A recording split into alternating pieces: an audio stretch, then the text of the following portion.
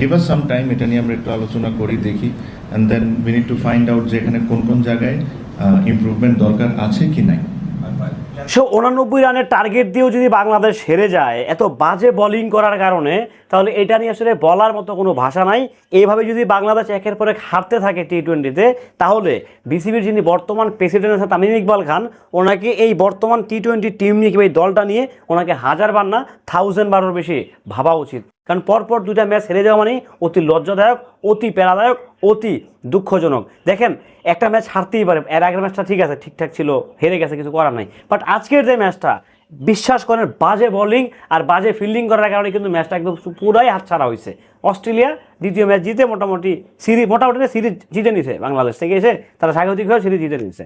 Hello everyone, আসসালামু আলাইকুম, শিমুল আছি আপনাদের সঙ্গে। আজকে বাংলাদেশের সঙ্গে অস্ট্রেলিয়ার একটা টি-20 ম্যাচ ছিল, সিরিজ নির্ধারণ করার পালা ছিল, কার আসলে সিরিজটা যাবে, বাংলাদেশে আদার থাকবে নাকি হচ্ছে অস্ট্রেলিয়ার কাছে যাবে।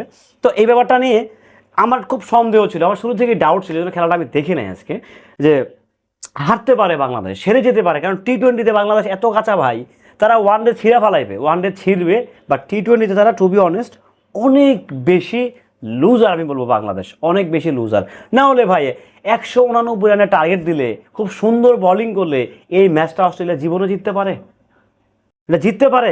অবশ্যই বিসিবির প্রেসিডেন্ট যিনি আছেন এখন বর্তমানে, আমাদের রিজাইন করা প্লেয়ার তামিম ইকবাল খান, অবশ্যই ওনাকে টি-20 নিয়ে অন্তত ভাবতে হবে।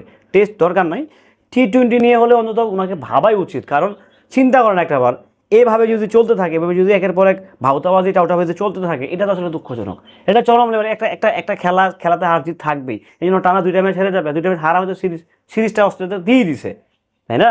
তো এটা দুঃখজনক, এটা আসলে সত্যিই দুঃখজনক। আমাদের প্লেয়ারগুলা মানে কি বলবো, আসলে নিজের দেশের প্লেয়ার তো বলতে খুব খারাপ লাগে, এরা আবার যখন জিতে তখন খুব আনন্দ পাই। বাট এই যে এরকম বাজে ফিল্ডিং, বাজে বোলিং করে যে ম্যাচগুলো ছিটকে যায়, এগুলো দেখি তাদেরকে কোনোভাবে নজর আছে? ভাই আমি প্রিভিয়াস একটা ম্যাচ হেরে গেছি, আমার তো অ্যাটলিস্ট বোঝা যেত, আমি যদি 189 অর্থাৎ 190 রানের টার্গেট দিয়েছি, আমি 189 রানের, সো আমাকে এভাবেই খেলতে হবে যেন কোনোভাবে ম্যাচটা আমার হাত থেকে ছেড়ে না যায়, কিংবা সরে না দাঁড়ায়। সেটা তো ভাবাই এটা চিন্তা করে 190 টার্গেট দিয়েছে, এটা জিতবো তাই? ভাই অস্ট্রেলিয়া 1 থেকে 10 পর্যন্ত সবগুলো হচ্ছে ব্যাটসম্যান প্লাস হচ্ছে বোলার, এরা অলরাউন্ডার। আর তারা যা খায় বাংলাদেশ খায় না ভাই, সত্যি কথা বলতে। খাইলে এরকম পরপর দুটা ম্যাচ হারে কীভাবে? এক কথা হচ্ছে বাজে বোলিং, বাজে ফিল্ডিংয়ের কারণে বেসিক্যালি ম্যাচটা আচ্ছা হয়েছে বাংলাদেশের। নাহলে আজকের ম্যাচটা কোনোভাবেই বাংলাদেশ হারে না, কোনোভাবেই বাংলাদেশের হাত থেকে এই ম্যাচটা ছুটে যায় না।